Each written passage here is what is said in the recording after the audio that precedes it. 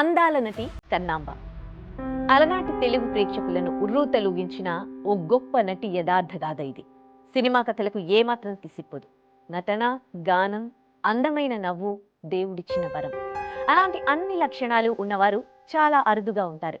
నూటికో కోటికో ఒకరు అనే చాటువులాగా ఆమె కూడా ఒకరు.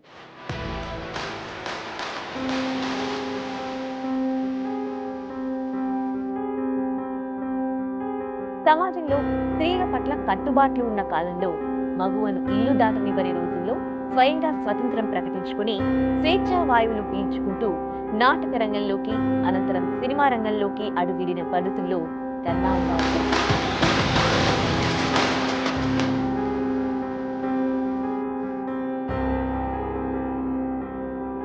ఉమ్మడి ఆంధ్రప్రదేశ్లోని పశ్చిమ గోదావరి జిల్లాలో పుట్టిన పసుపులేటి కమలాబాయి తన 13వ ఏటనే నావెల్ నాటక సమాజంలో బాలనటిగా రంగప్రవేశం చేసింది. ఆమె ప్రదర్శిస్తున్న అద్భుత నటన చూసి తెలుగు సినిమా పరిశ్రమ ఆమెకు స్వాగతం పలికింది.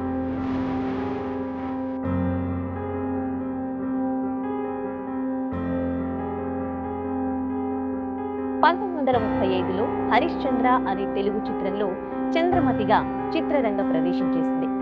ఆ సినిమాలో చంద్రమతి పాత్ర ఎంత బరువైందో తెలుసు. ఒక దేశానికి రాజు భార్యగా, మహారాణిగా అష్టైశ్వర్యాలు అనుభవిస్తూ ఉన్న పళంగా జీవితం రోడ్డు పాలై అష్టకష్టాలు పడుతున్న సమయంలో కుమారుడు చనిపోవడం, కుమారుడి అంత్యక్రియల సమయంలో భర్త కాటి కాపరిగా కనిపించడం, అదంతా చాలా డ్రామా పండించే పాత్ర. అలాంటి పాత్రను తనకు ఉన్న రంగస్థలానుభవంతో అద్భుతంగా పండించారు. అప్పుడప్పుడే బుడిబుడి అడుగులు వేస్తోన్న తెలుగు సినిమా పరిశ్రమలో మొదటి సినిమాతోనే ఆమె పేరు మారుమోగింది. ఆ సినిమా విడుదలైన వెంటనే ఆమెకు ద్రౌపది వస్త్రాపహరణం సినిమాలో ద్రౌపదిగా నటించే అవకాశం లభించింది.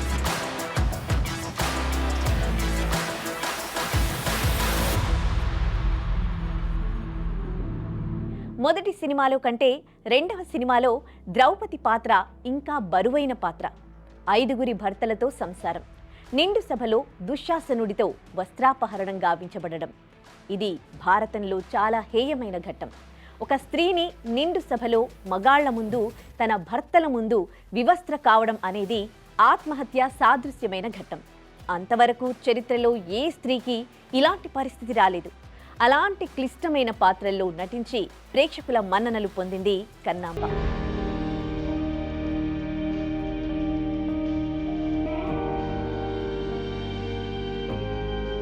అంతే, ఇక ఆమె తిరిగి చూసుకోలేదు. వరుసగా సినిమాలు వచ్చాయి. పాదుక, చంద్రిక, కనకతార, పల్నాటి యుద్ధం, గృహలక్ష్మి, అనార్కలి, దక్షయజ్ఞం, తోటి కోడళ్లు, కృష్ణ కుచేల తదితర సినిమాలు చేశారు. చిత్తూరు నాగయ్య, పియు చిన్నప్ప, ఎన్ఎస్ రాజేంద్రన్, శివాజీ గణేశన్, ఎన్జి రామచంద్రన్, నందమూరి తారక రామారావు లాంటి మహామహుల సరసన నటించిందారు.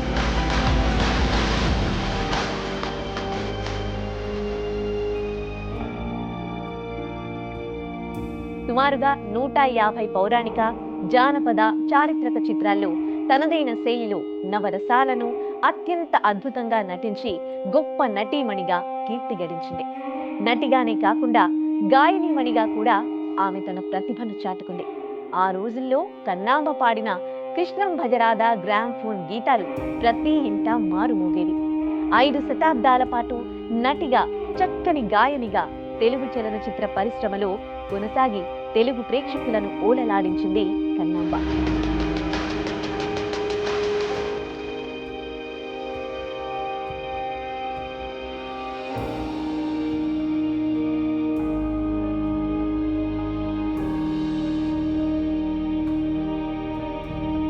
నేనే రాణినైతే ఏలనే ఈ ధర ఏకధాటిగా అని ఒక పాట ఉంటుంది. ఆ పాటలో చేతిలో కత్తి పట్టుకుని గుర్రం మీద ఠీవిగా కూర్చుని వీరావేశంతో ధాటిగా కళ్ళెర్ర చేస్తూ చండిక చిత్రంలో ఆమె పాడిన ఈ పాట ప్రేక్షకులను ఉర్రూతలూగించింది. అంతేకాదు, అదే సినిమాలో మరో పాట ఉంటుంది. అలనాటి సినిమాల్లో కథానాయికలు తనకు ప్రేమానందం కలిగినప్పుడు తనను ప్రకృతితో పోల్చుకుంటూ లేదా కోకిలగానో, నెమలిగానో, మరో గువ్వతో పోల్చుకుంటూ తన మనసులోని ప్రేమను తెలియజెప్తుంటారు.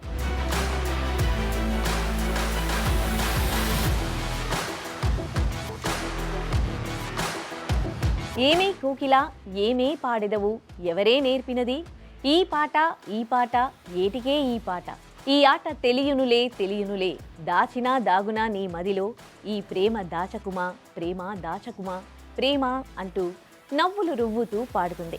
మధ్య మధ్యలో మధుర మనోహరంగా నవ్వుతుంది. అలాంటి నవ్వు ఆమె తప్ప మరెవ్వరూ నవ్వలేరు.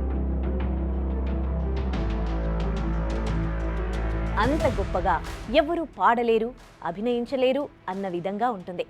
ఇప్పుడు మార్కెట్లో అనుష్క చీరలు, మరో తార ఆభరణాలు అన్న విధంగా ఆ కాలంలోనే కాంచనమాల గాజులు, కన్నాంబ లోలాకులు అంటూ ఆభరణాలు, చీరలు వచ్చేవి.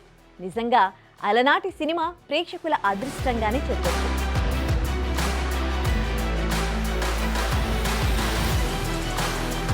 కన్నాంబ దర్శకుడు, నిర్మాత అయిన కడారు నాగభూషణాన్ని పెళ్లి చేసుకుంది.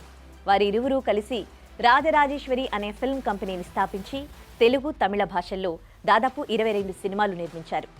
1942లో సుమతి, 1951లో సౌదామిని, 1952లో పాదుకా పట్టాభిషేకం, పేదరైతు, 1953లో లక్ష్మి, 1954లో శ్రీకృష్ణ తులాభారం, 1954లో నాగపంచమి సినిమాలు ఆ సంస్థ నిర్మించింది.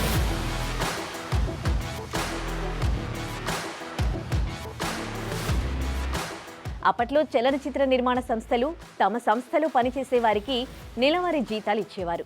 నెల చివరి రోజుల్లో నెలవారీ జీతాలు చెల్లించే సంస్థగా వారికి మంచి పేరుండేది. వారి ఆఫీస్ కూడా విశాలమైన కాంపౌండ్లో కార్లు, వ్యాన్లతో కలకళ్లాడుతూ ఉండేది. కన్నాంబ గొప్ప ఐశ్వర్యవంతురాలు అని చెప్పుకునేవారు. బంగారు కాసులు డబ్బాల్లో పోసి పప్పులు, ఉప్పులు పెట్టుకునే డబ్బాల మధ్యలో ఎవరికీ తెలియకుండా ఉంచేవారని చెప్పుకుంటారు. చలనచిత్ర సీమలో రారాణిగా వెలుగొందిన కన్నాంబ 1964 మే 4న మద్రాసులో తుదిశ్వాస విడిచారు. కన్నాంబ మృతదేహాన్ని వారి కులాచారం ప్రకారం 7 వారాల నగలతో పూడ్చిపెడితే దొంగలు ఆమె శవాన్ని బయటకు తీసి దానితో పాటు ఆమె నగలను కూడా మాయం చేశారని చెప్పుకుంటారు. ఆమెతో పాటే ఆమె ఐశ్వర్యం మాయమైపోయింది. పెద్దలు చెప్పినట్టు ఐశ్వర్యం అనేది ఒక మాయ లాంటిది. ఎప్పుడు ఎలా వస్తుందో, ఎలా పోతుందో ఎవరికీ తెలీదు. ఆ సామెతలాగానే ఆమె ఆస్తిపాస్తులు ఎలా మాయమైపోయాయో తెలీదు.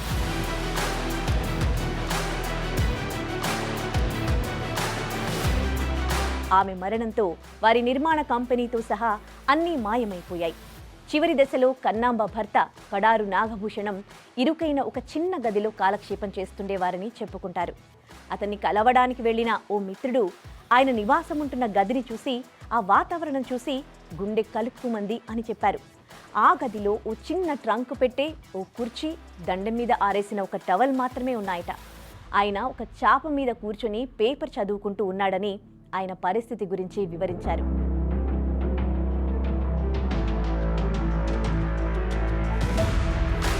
అందుకే డబ్బులున్నప్పుడే భవిష్యత్తును దృష్టిలో పెట్టుకుని వృద్ధాప్యం కోసం కొంత డబ్బులు దాచుకోవాలని పెద్దలు చెప్తుంటారు. సాడ్ సినిమా క్లైమాక్స్ లాగా చాలా మంది తారల జీవితాలన్నీ విషాదాంతాలే. కన్నాంబ, కడారు నాగభూషణం జీవితం ప్రతి ఒక్కరికి ఒక జీవిత పాఠం లాంటిది.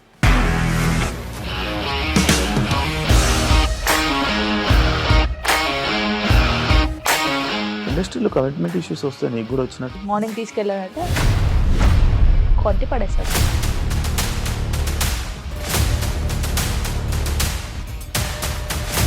ఒక్కళ్ళు కూడా చూడలేదు ఈ సినిమా అని చెప్పడానికి కూడా చాలా ధైర్యం కావాలి. అది నిజం కదా, దాంట్లో ధైర్యం ఏంటి? ఇది నెక్స్ట్ డే ప్లేట్ మార్చేస్తే తప్పు కదా. As of now we are comfortable this అని నేను అనుకుంటున్నాను. రష్మిక గారిది మీది ఒకే ఊరంట కదా? నీకు కోపం వచ్చిందంటే బాగా తిట్టేత్తరా? తిట్టేద్దామండి. నిజంగా గేమ్ ని ఎలా చేంజ్ చేయగలిగారు? ఏపీఎస్ఎఫ్సి వాళ్ళకి 6 నెలల్లో నేను 6 లక్షలు కట్టా. బిజినెస్ చేయాలనుకుంటే it is as difficult as riding a tiger. And don't forget to subscribe to iDream. And for more videos, please subscribe to iDream. Please subscribe to iDream. Please subscribe iDream. And please subscribe to iDream. For more videos, subscribe to iDream. Please like, share and subscribe to the channel. Congratulations iDream. Subscribe to iDream. Subscribe to iDream. So subscribe to iDream media. ఐ డ్రీమ్కి iDream team అందరికి huge congratulations. Please subscribe iDream media. Please subscribe to iDream. Subscribe iDream. Please subscribe to iDream. IDream అంటే నా కళల channel subscribe చేసుకున్న నోరు తిరుగుతలేదు, మీరైతే గంట గుర్తు కొట్టండి. For more such videos, please subscribe to iDream. Subscribe to iDream. Please subscribe to iDream. Please subscribe iDream media. Please do subscribe to iDream. Please subscribe to iDream media. For best entertainment and information please subscribe I dream.